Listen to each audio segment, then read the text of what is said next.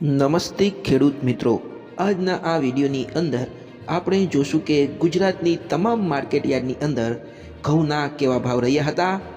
પણ મિત્રો એની પહેલાં જો તમે ચેનલને સબસ્ક્રાઇબ ન કરી હોય તો ચેનલને સબસ્ક્રાઇબ કરી દેજો, જેથી કરીને ખેડૂતોને લગતા સમાચાર તથા ઘઉંના ભાવની તમામ હલચલ તમને સૌથી પહેલાં મળી રહે મિત્રો। તો ચાલો મિત્રો જોઈએ કે આજે ગુજરાતની તમામ માર્કેટયાર્ડની અંદર ઘઉંના કેવા ભાવ રહ્યા હતા।